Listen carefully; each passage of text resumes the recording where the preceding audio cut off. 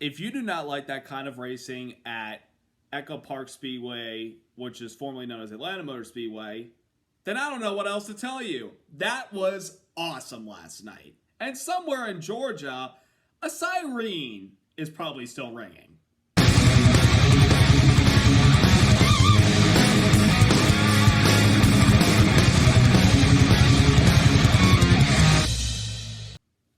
Hey there, race fans. It's Race Day Top 5 with me, Frank 5. EchoPark Speedway, formerly known as Atlanta Motor Speedway, with the new naming rights recently. Boy, this new configuration never disappoints. Ever since we turned this mile-and-a-half track into a drafting track where you bunch the cars together, racing side by side, shifting lanes left and right, all race long, it has provided some much-needed entertainment and excitement for the fans that come to Hampton, Georgia, to this facility and see this type of racing. And as we've gotten some age into this track, we've seen handling become a bigger factor than in previous races that we've seen since the repave. And this track and this racing that we have, especially in the summertime, boy, these guys can put on a show. And with a lot of chaos that we had last night, we had a great battle to the end, and one hometown hero came out victorious. Let's get into all that happened at Atlanta. Number 1, Elliott does it in front of the home crowd. Chase Elliott picks up his first win of the 2025 NASCAR Cup Series season by winning last night's Quaker State 400 at EchoPark Speedway. A home win for Chase. The second time he's won at his home track. He got the W last night and locked himself in the playoffs by beating out Brad Keselowski, Alex Bowman, Tyler Reddick, and Eric Jones for the win.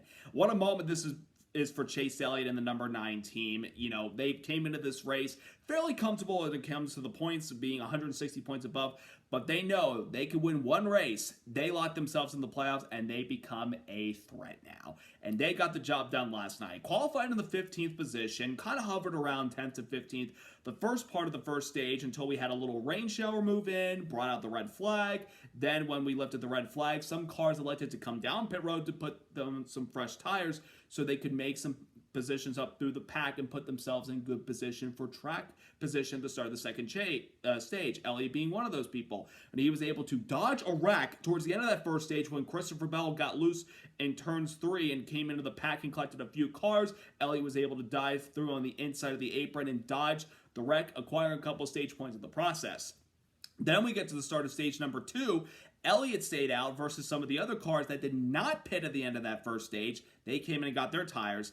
And right behind Chase at the start of the second stage, chaos erupted. And we're going to get into that a little bit later because that had a big factor with how the outcome of the race shaped out, as well as another thing that's been going on in the NASCAR Cup Series. But Elliott was in front of all of that, and he was one of the few cars remaining that did not have any damage whatsoever, and that gave him an opportunity to go for the win. And what better way to do it than at your home track? He was able to stay out front and really stand inside the top 5, top 10 the rest of the race. Now, he didn't dominate like he did in the run he won 3 years ago, which was in the daytime in the summer, but he was certainly battling it out all race long, side by side with whoever he was challenging up at the front of the field, whether it was Tyler Reddick, Chris Buescher, his teammate Alex Bowman, Brad Keselowski, Ty Gibbs, Zane Smith, Ricky Stenhouse Jr., among many others. That 9 car certainly had the speed last night. Of course, handling being a factor, he did have a little bit of looseness in his car at the start, but I think when the sun went down and the lights came on, I think the handling got better for the 9 car,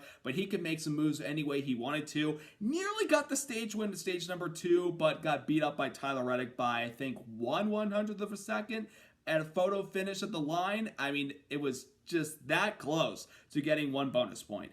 But the 9 car, they put that stage loss behind them and carried on forward with the race and having to battle it out with all the other competitors. Then we had a couple cautions later in the race. They kind of stayed out on one of those cautions to still keep their track position. Then when a caution came in a little bit later, they realized that they had to come down pit road so they could put on their last set of tires and get the fuel that they needed that they could make it to the end of the race. And a couple cautions that we did have a little bit later in the final stage allowed the 9 car to get in their window where they could make it all the way.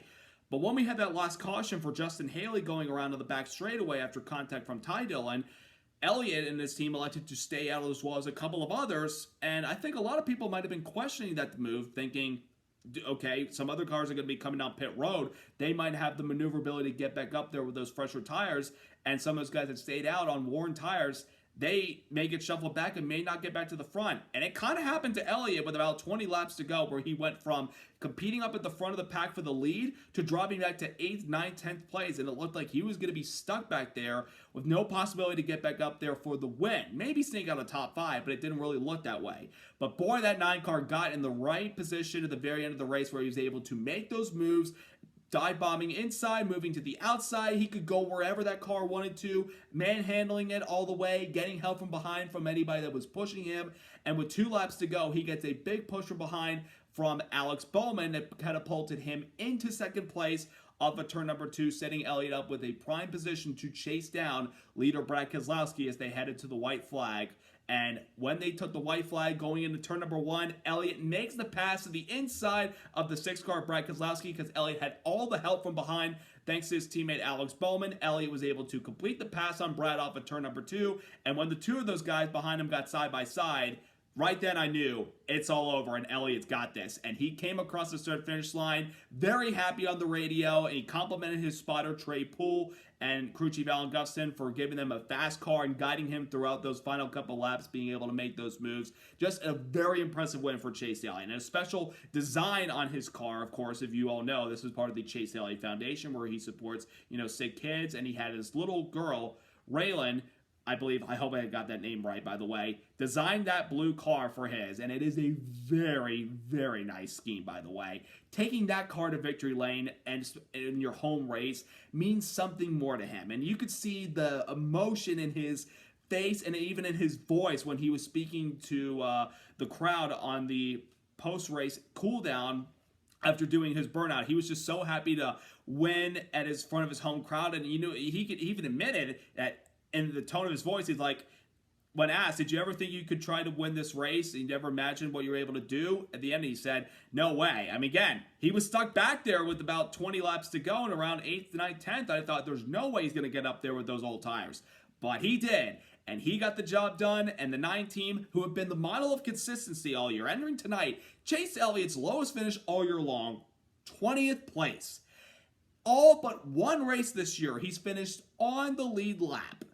And the last couple races, 2 back-to-back top 5s, a 3rd at Mexico City and a 5th at Pocono. Now they have their first back-to-back-to-back top 5 results since last year. And what happened in that 3-race stretch of top 5s last year? 5th at Richmond, 3rd at Martinsville, got the win at Texas. And he broke a 44-race winless streak dating back to that Texas win last year. And even though they made the playoffs and got a chance to try to go to the championship 4, it felt like that the momentum really was kind of not there for Elliott to get another win, even though there were times that they could but couldn't seal the deal. But yesterday night, he got the job done with a very good car and all the moves and all the help behind him. And he is now officially in the playoffs this year. And I guarantee you, with this win, I don't think it'll be the last win we see from that 9 car this year, because when they win, they could get on a roll here. And we've got some road courses coming up, and we all know how good Chase is at that, even though he hasn't won on a road course with this next-gen car yet. Doesn't mean he couldn't do it. But last night was a big weight off their shoulders. Even with the points cushion they had above the cutoff line, you don't know how many more new Warners we're going to get throughout the rest of this regular season until the playoffs start. But they got the win, they're in the playoffs, and now they can just go out and battle to try to get more wins and more bonus points before we get ready to kick off these playoffs, because they'll be here before you know it. But a big congratulations to Chase Elliott and the 9 team. Got the win in his home track. The siren was ringing in Dawsonville, and he is one happy boy. Number 2, chaos ruins brackets. Last night's big incident occurred at the start of stage number 2. As I mentioned, a couple of those drivers at the front of the field at the start of the second stage stayed out because they pitted previously at the end of stage number 1. So for many of the drivers that did not pit at the end of that first stage, they had to come down and get their tires and fuel so they could be kind of on even ground with those guys that did pit at the end of the first stage. Some of the people included Joey Logano, who was the pole sitter and early on out front. It looked like nobody could touch him. Josh Berry, who had a fast car. Austin Cindric, who won stage number 1. Denny Hamlin, who was riding at the back early on in the race. William Byron, who was one of the fastest cars early on in the race. Even Carson Hocevar, because he could go from 30th to 7th. He could go anywhere he wanted to last night. Well, chaos erupted at the start of that second stage when on the backstretch it looked like a bump draft went wrong when Denny Hamlin got in the back of John Hunter Nemechek. It got Nemechek into the wall just briefly, and then Denny Hamlin lost control from behind after getting hit by Todd Gilliland and came down, collected Noah Gragson, and right behind him, smoke and chaos. A 20-plus car wreck into turn number 3 took out so many good race cars. And the reason why that was pivotal is because it allowed all those guys up at the front of the field that were ahead of the chaos to battle it out for the win. And a lot of those guys did not have a single win at all this year. I mean, that big wreck, you took out so many fast race cars that were quite capable of competing for the win, and now we'll never know what their cars would have been like when the sun went down because it ended right there on lap 70 of this race. I mean, I was blown away seeing all that chaos in turn number 3, all that was wrecked race cars. I mean, so many competitive race cars didn't get the chance to get back out there. Now, there were a couple of guys involved in that wreck that actually were able to carry on throughout the race and still be competitive. Brad Keselowski and Alex Bowman, the two main headlines. Kyle Larson and Kyle Busch got caught up in it. They did continue on, but weren't really competitive for the front of the field and the rest of the race. Carson Hocevar was a part of the wreck, and he fell one lap down, but he eventually got it back and recovered to finish inside the top 10. I mean, Eric Jones, he got caught up in the wreck briefly, and he was a part of an incident a little bit later in the race. He was able to get back and finish inside the top 5. I mean, there was just a lot of torn up cars in turn number 3. My jaw hit the floor. And another reason why this wreck was very pivotal was because this race was the first race of the brand new in-season challenge that NASCAR introduced this year as part of being part of the TNT rights, with TNT being back to NASCAR and covering the Cup Series. They introduced an in-season challenge where they put the top 32 drivers in points after Nashville, and then they set them up the previous 3 races leading up to last night and putting them in a bracket based on seedings, and whoever the top 2 highest drivers are in their matchups at the end of Dover will go to Indianapolis to race for $1 million. The highest finisher, of course, gets that reward. And honestly, we all knew that Atlanta would be a wild card entering this race as far as the, wild card of determining who gets who and who beats who in the brackets and everything. I don't think any of us expected that big wreck at the start of the second stage to really screw up all the brackets. And honestly, if anybody saw that big wreck last night and then they quickly take a look at their brackets, if you fill one out and you realize I got nothing right, throw the bracket away. It happens. It screwed up a lot of people's brackets last night, and a lot of great cars were taken out in that wreck. Denny Hamlin, of course, being one of them, and again, it started with him. I mean, some of them were trying to fix their cars to get back out there for points reasons, to gain a few points when there are some guys that are still battling for like the regular season championship title with 15 extra bonus points at stake after Daytona. But of course, other guys trying to get back out there hoping that maybe their competition in the brackets would fall out and they'd be able to get back some spots, but it never really materialized. The big upset out of this entire wreck that changed the entire bracket, there was a guy that was partially involved in this wreck, but he was able to carry on and finish inside the top 10. That's Ty Dillon. He went head-to-head with Denny Hamlin. Hamlin got knocked out of that wreck. Dillon finished ahead of him. Ty Dillon advanced in this bracket to the next round. And by the way, shout out to him for that quote at the very end of the race saying, "Just to let you know, Denny Hamlin fans, I knocked out your favorite driver," as a parody version of Denny Hamlin, who in the 3 times that he said it when he's won a race, the Bristol Night Race of 23, the Clash of 2024, and a few weeks ago in Michigan where he said, "I beat your favorite driver." Ty Dillon this time said, "I knocked out your favorite driver." I mean, that made me laugh.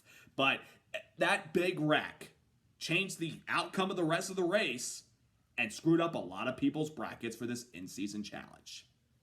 Number 3, Keselowski, can't block them all. Brad Keselowski had an opportunity again, back-to-back weeks, to try to win a race and lock up his spot in the postseason.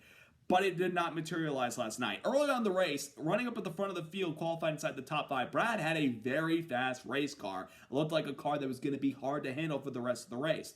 But, like many of other competitors that were restarting the middle of the pack at the start of stage number 2, he was also caught up in that wreck in turn number 3. But he didn't suffer a lot of damage like I thought after watching him getting bounced around a little bit. Keselowski actually was able to carry on, stay on the lead lap, and actually was very, very competitive the rest of that race with that car that was caught up in that big incident. He was able to pass guys. He worked a lot with his teammates Chris Buescher and Ryan Preece when they were able to find each other and work together. And when I saw those two, Keselowski and Buescher, up at the front of the pack with about 25 laps to go, I'm like, this could be tough for some of these other guys behind him to try to split those forwards up, because we all know how strong the Dark Horse Mustangs are at drafting tracks. And it looked like last night that maybe Brad Keselowski was in position to get the win and lock up a playoff spot, even with the challenges he had from guys like Alex Bowman, who shifted back and forth with him for the lead, Zane Smith in the 38 car, Tyler Reddick, Ricky Stenhouse Jr. at the very end.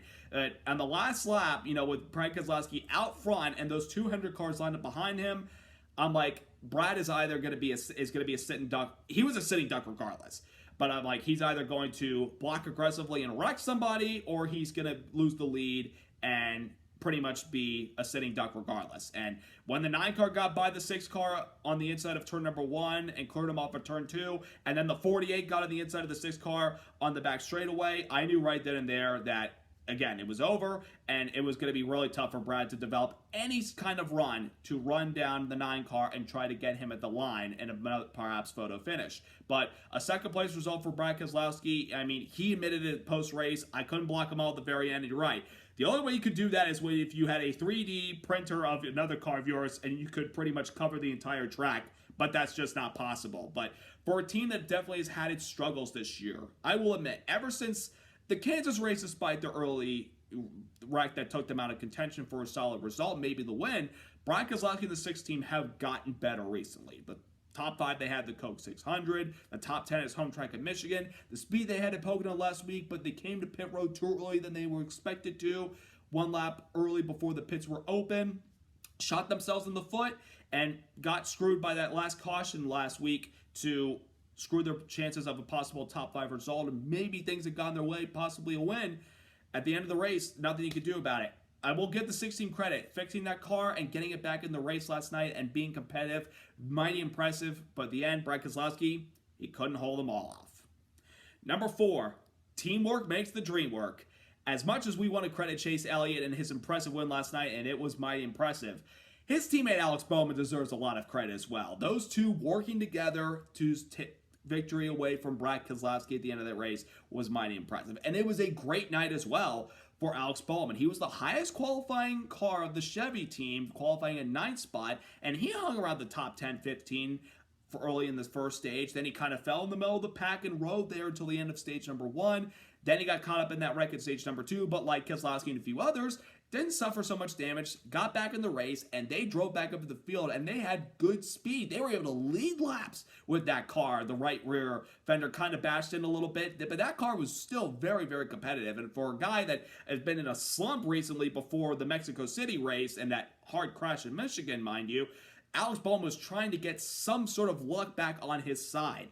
And they were able to do it last night, and especially after the 5th in Mexico City, the decent points day in 11th place at Pocono last week, them being up front last night, battling it out, and at times it looked like maybe it was going to be Bowman that was going to be winning, but then he got shuffled back with about 6 to go, and it looked like it was going to be tough for him to get up there, but then he and Chase found each other, and they decided to work together, and he was the one to push the 9 car going into 1 for Elliott to make that move on the inside of Keselowski for the lead and eventual win. And on the backstretch, Bowman getting side by side with the 6, you know Alex Bowman is not going to push Brad Keselowski by his teammate for the win, and Alex knows if Brad wins, Bowman's going to be the one that's going to be in trouble as far as points because he's still above the cutoff line by 39 points after last night's race. But let's say he pushes Brad Keselowski to the win.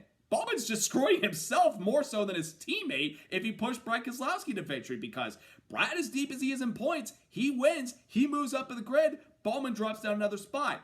And Bowman knows that Chase was already ahead of him in points, and Bowman's like, if I can't win, I want to see my teammate win, and I don't want that 6 car getting the win. Bowman was a good teammate last night when he and Chase were able to find each other. I don't think it was by, it wasn't, basically what I'm saying was they didn't mean for it to happen. They just were able to find each other when the moment mattered most. And Bowman helped his teammate get to victory lane, and he got himself a really good result last night and good points as well to build a cushion up. And now he still needs to win because he's now the only Hendrick car that does not have a win yet. But fortunately for Bowman, we have a couple racetracks coming up that he has won at before, including last year's Chicago Street Race. Why can't he win there? So a great job nonetheless by Alex Bowman. Teamwork certainly made the difference to win that race for Hendrick Motorsports last night. And number 5, the racing last night. Despite that big wreck at the start of the second stage, the racing last night at Atlanta on this surface with these cars under the lights in the summer conditions was absolutely fantastic. Awesome racing. I mean, again, this track's now gotten a little bit of character and age ever since we repaved and kind of reworked the track starting in 2022, and we've seen these guys now start having handling issues trying to battle their race car. The runs are definitely bigger, obviously, especially with these guys side by side and all the shifting around and jockeying for position that we saw all race long. I mean, again, once we had that big wreck, the rest of the race, we had a lot of guys up there leading a lot of laps. There was not really a true dominant car, which you want for this type of racing. And the way that these guys were able to move around side by side, even if you could fall back to 12th, you could work your way back up there into the top 5 and have a chance at a really good result or maybe even winning the race last night. It was absolutely awesome. You know, everybody, the previous Atlanta, obviously, everybody liked to see these guys slip and slide around even by themselves, but it became rather, stale because of how spread out the field was, even with all the tire fall off that we had and guys literally having to wait 25 laps until they can make their pit stop. With this Atlanta, these guys bunched together and even having their hands full racing together in a pack, but making all these slide jobs, all these passes, running 3 wide in the corner.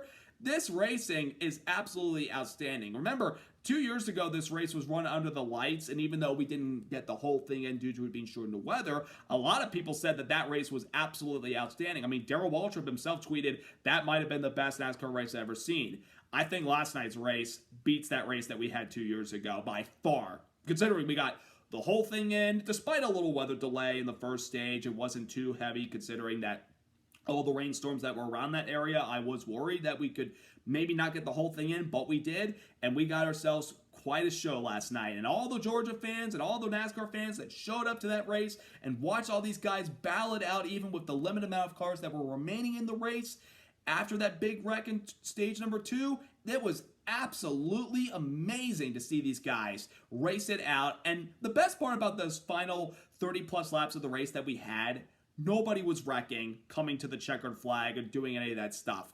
I mean, again, handling was a factor. You guys probably could have seen maybe at least 2 or 3 close calls to a wreck, but no wrecks at the very end. That's what made this race even more entertaining. We don't need a wreck all the time coming to the checkered flag of these drafting races. We can have clean finishes with guys making really dicey but impressive moves, and we got that last night. And I will say this also, as much as I do like Daytona and Talladega, this Atlanta with this car, with this drafting and the handling, it's becoming what we want to see at Daytona and Talladega, but it has not happened really in the last couple of years because of those drafting tracks at stages 1 and 2. These guys are going into fuel save mode even when they're running 3 wide, and it kind of makes a lot of the fan base frustrated about that. To see these guys go full throttle last night with no fuel saving whatsoever, absolutely outstanding. Also, quick shout out to Connor Zilic, who was running this race in the 4th Trackhouse car, in the number 87 car, has career best finish in 11th spot last night. I mean, he dodged a couple of wrecks for a lot of the race. That he was around that area. He was the lucky one not to get into anybody and not suffer a lot of damage to his number 87 car. 11th place result. Not a bad job by the young man, only making his 3rd Cup start. He'll make another one next month in Watkins Glen. And it's a road course. I'm looking forward to see what he brings to the table in that race. Going to be a lot of fun to watch him, but he did a really good job. And last night also was the return of NASCAR to TNT Sports for the first time since 2014 when TNT closed out its coverage of the sport. After the Loudon race that Brad Keselowski won, it was the end of TNT's run with NASCAR. But 2 years ago, we signed the new media rights deal, and it included bringing back TNT. And last night, it was just so good to have them back with NASCAR. Of course, you had 2 OGs returning to TNT, Adam Alexander, the play-by-play announcer, and Marty Sider working pit road. Adam working once again with Dale Earnhardt Jr. and Steve Letarte like they did with Prime Video's coverage, now with TNT. those three last night, had great chemistry yet again. Marty Snyder, stout on pit road as always, and welcoming Danielle Trotta to pit road and welcoming Alan Cavana to his first ever Cup broadcast as a TV announcer to TNT. Those guys were phenomenal on pit road, and it was also cool to hear Shannon Spake, Jamie McMurray, and Parker Kligerman, the NASCAR Nation pre- and post-race show hosts, contribute pre- and post-race as well as during the race when they were throwing the microphone to. They did a really good job. TNT's first race back last night, I thought they did a very good job. Maybe could include the sound of the fans in the background while the race is going on, especially with the finish last night. Would have been a little cool to hear the fans cheering, watching the 9 car coming off turn 4 to the checkered flag. But all in all, their first broadcast back, not a bad job. And I'm looking forward to seeing what they do for the next 4 races.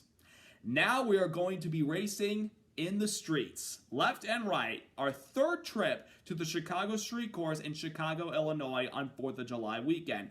The last 2 years, we've seen some crazy action as well as Mother Nature playing a hand into the outcome of these races. Will Mother Nature play a factor yet again this time? Because it looks like it could rain again, but let's hope that we get the entire race in this time. Please, please, please. We are dying to have a full-length race for the Cup Series at this street course.